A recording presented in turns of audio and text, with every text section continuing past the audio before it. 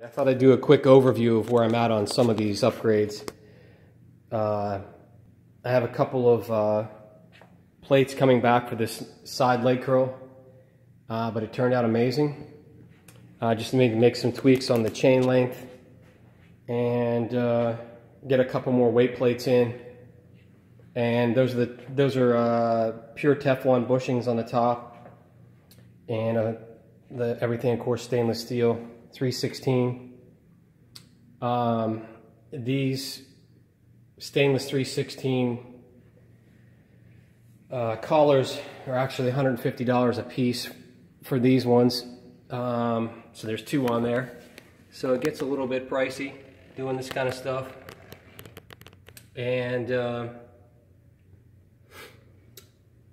what else? That's a stainless 316 chain. That is the shadow of the stop that I had removed because it served no purpose but to restrict the final contraction.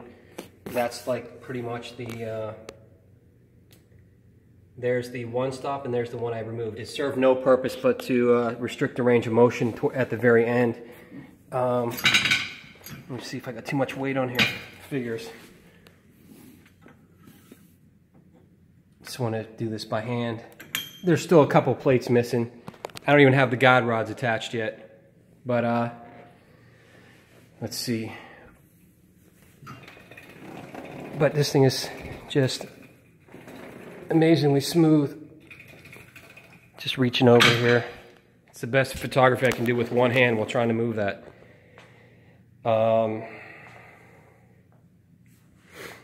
These are all the small parts I still have. I'm almost finished with the projects, but it's all bushings and stainless 316, and you know, everything here is all 316. So, oh, that one's 410. 5/8 is hard to find. That's probably the only thing here that's even those are 316. And those shoulder bolts in 316 are seriously expensive. But anyways, that's pretty much it. Just got all 3/8 inches there. And a lot of Teflon washers anywhere that might be useful. And you know, the usual stuff. You know, all the custom small parts like cam nuts and custom Nautilus pieces that had remade in 316. A lot of the typical pieces you need to refurbish these Nautilus pieces. These are great 1-inch end caps. In any case, I got to put those covers back on when I finish this piece here. And oops, I don't even have any lights on here. Again, it's just more stuff for the refurbishing. These are for I can start working on the pads. These are 1-inch inserts. I'm using 1-inch marine grade no void plywood for all the padding. I'm pretty much going to redo this padding from Full Circle padding. It's okay, but it's just I need to make this edge a little bit thinner here. So I'm going to just change the padding. Let's see. And then we've got the SP08. Got to have your standard bolt checker. There's the big piece on the SP08 chain. It's about, there's one piece that's about 12 feet long. I've got all the chain cut. Let me add some light in this place.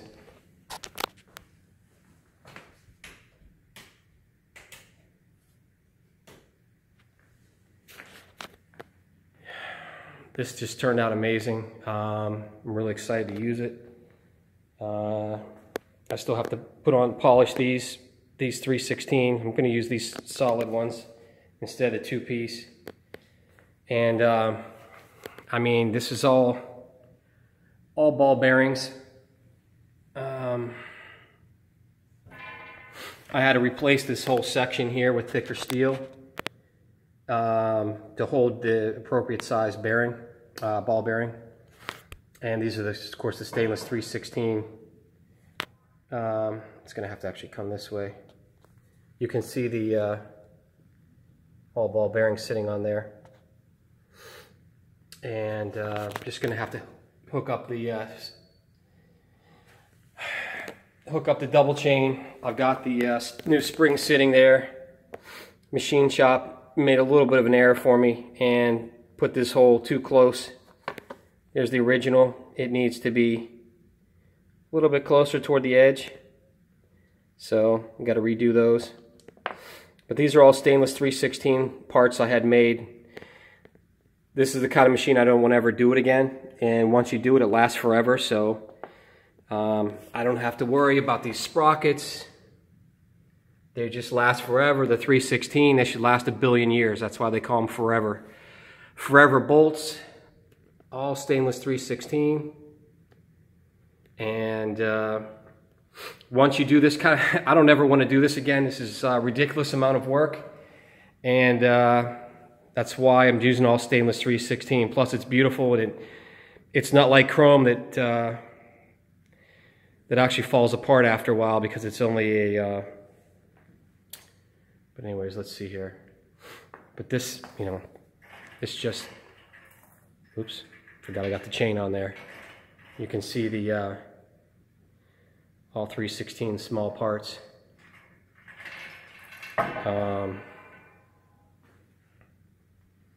Yep, anyways, that's about it. 5/8 lock nuts.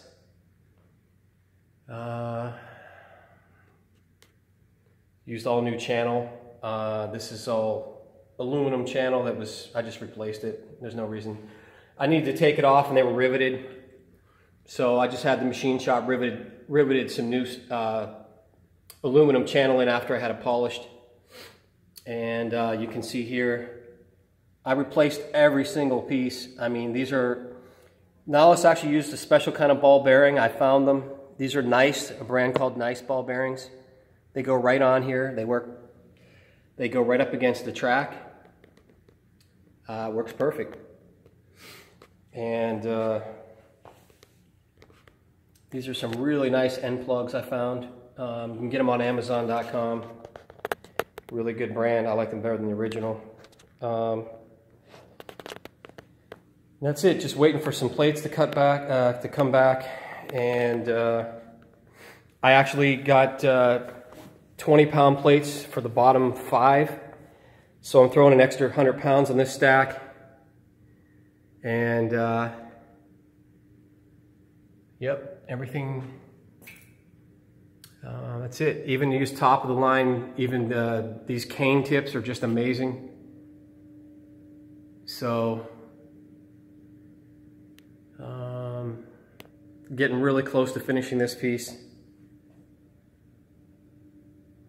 And let's see what else we got going on here.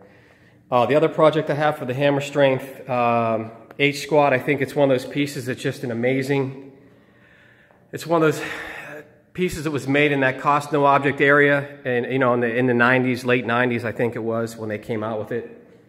I can't remember the exact date, but it was, you know, one of those pieces that we all talk about, and a lot of people, you know, have it criticize it for various reasons. But one of the things is they do not have enough. They do not have the proper. I was playing with. I actually took the stops off. I was playing with just getting a little bit extra pre-stretch. I just wanted to see what could be done. I'm trying to see how to optimize this. I really like the concept of the H squat, and this machine has a lot of potential.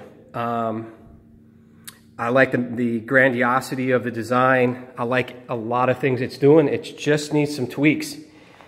One of the things that I'm doing is getting I had springs designed. I had spent a few weeks talking to various spring manufacturers of just about every company you could think of, Lee Spring. There's a bunch of them out there. The one I ended up choosing was the one from Southern California. It's if you notice, if you actually plug this spring in to any spring calculator or talk to anyone that knows anything about spring physics, including the manufacturers, they really didn't know what they were doing. I don't know what Gary Jones's reasons were for choosing this spring. This is a swivel hook. It's a nice feature. The problem with it is, well, there's no problem with the swivel hook. It's more expensive to make. That's a good thing in a sense of, but it doesn't make sense to use a swivel hook on one end and then use a double machine hook on the other end. As you can see, this double hook, machine hook back here, they always break in the same spot. That's where all the stress on the spring is. It's right at the junction of the machine hook and the junction of the body of the spring. It breaks right at the junction. And this spring is a 10-inch spring. It was never, it starts at about 17 to 18 inches. I have the stops off right now. And the starting position is already being stretched from 10 to 17 inches. If you give them the wire diameter, the thickness of this wire, and the outer diameter of the coil, and you give them all the properties of the spring, this spring was so poorly designed and under-designed, and it doesn't even make sense to put a swivel hook on one end and then to put machine hooks. It's only as good as your weakest link. Unless you're going to put a swivel hook on both ends, it's going to break at the weakest link, which is what it always does. And I know a lot of people that have H-squats, and you'll see a lot of them have broken springs, and these springs were never meant to be stretched. Even if you had the highest grade carbon steel, they're not meant to be stretched more than, the maximum was about 28 inches. When you fully extend the H-squat, this spring goes out 34 inches. I mean, you're doing permanent damage to the spring. It goes way beyond, it goes way beyond any parameter, you know, that this spring was intended for. And the other thing is it's a fairly weak spring. And a lot of people love to put bands on the H-squat. So what I've done was I just designed the most intense spring that made sense. I pretty much doubled the strength of the spring, and I'm using a stainless 17-7 steel, which gives you, it's not as corrosion resistant as 316, of course, but it gives you that, you know, the similarity of the 300 series, like 302 stainless steel. And the strength of a high carbon, it's just about as strong as the highest carbon strength carbon steel. So stainless 17-7 is a great material. And this spring was never meant to stretch 34 inches, let alone the maximum with the hook stress. Hook stress is always your weakest link, is about 28 inches for this spring. It was way under designed, and it's too weak of a spring. And so that's the latest project going on. I have 4 of those springs coming in that are going to be, you know, unfortunate. They cost a lot when you only have 4 custom springs made. But Lee Spring wanted like $3,000 some, which is ridiculous. But this company called Access, I have to get their information again. They did it for about $450 for 4 springs in stainless 17-7. So it's each spring is twice as strong as the original. So and it's meant to stretch 36 inches. Of course, the spring that's coming in is about, I think it's 15 inches long. You only need to stretch a spring about like a fraction of an inch just to get it past its peak, that little peakiness in the spring tension. So even stretching it 1 inch is all you need to get it to the linear point.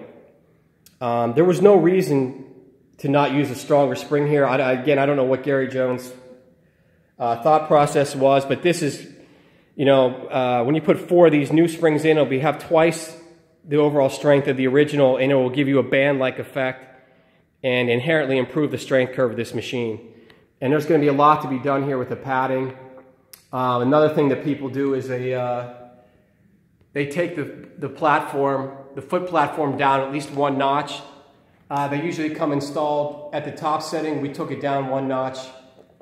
There's a few of us that own them and feel that it's better when you lower this down at least to 1 notch. And one other thing we might do is actually put a thicker back foot, you know, like a spacer between this so it pushes it closer towards you. That might be another thing we might be doing. And there's a lot that can be done with the padding, so in any case, let me just go in here. Let's see.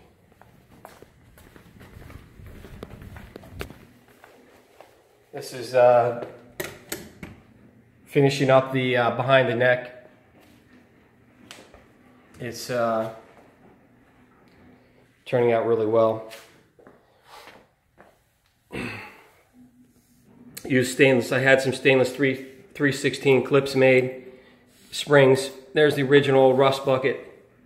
And getting ready for the behind the neck extreme version, all stainless 316 of course. There's some pieces for the behind the neck over there waiting. The frame is, I'm having the frame, a lot of custom stuff done to the frame. It should be coming back in the next few days. And just doing the details here. And there's one of the new clips. Yeah. And this is the behind the neck. Every little detail. This is a really cool. It's $25 for one of these stoppers, but it's like a cane tip, much better than the original. Anyways, you know, if you're gonna do it, you might as well do it right. And that's pretty much it. I'm just waiting for some of the weights to come back from powder coat. And yeah, it's things like butter. Let's see.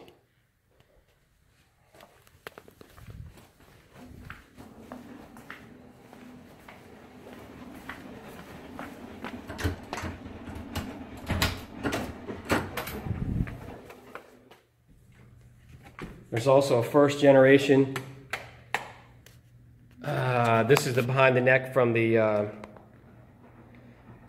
that I'm working on. I just want to compare them. I want to get the knowledge of, you know, I might keep both. I might sell one of them. Most likely keep both, but we'll see. And this is the next generation Shrug.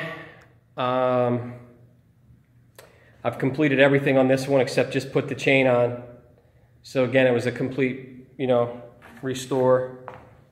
And the usual stainless 316 guide rods. I don't think there's a reason to put linear bearings on. I just think with Teflon bushings on the top plates and stainless 316, when it's polished, the coefficient of friction is so low that you don't have to. Otherwise, you have to get into worrying about Rockwell hardness 60 for guide rods if you're going to use linear bearings. And then you have problems with, you know, corrosion resistance. Unless you get into ceramic coated guide rods is another option, but I really didn't think that was, you know, worth pursuing, basically. One of the other things I've been working on, these are like the old, these are the next generation behind the neck guards and shields. One of the things that I did, I went to Line-X, and there you go, Line-X. I did, you know, pretty expensive, $400 or $500 to Line-X your shields, and just one pair. So this is for the neck and shoulder machine. So I had to put the sticker back on, and but I think the Line-X looks amazing. And it just transforms these hideous, tooth rot, tobacco chewing yellow station wagon from the 80s looking yellow into a beautiful, amazing textured machine. So that's pretty much it. And just looking, I got to put some chain on here.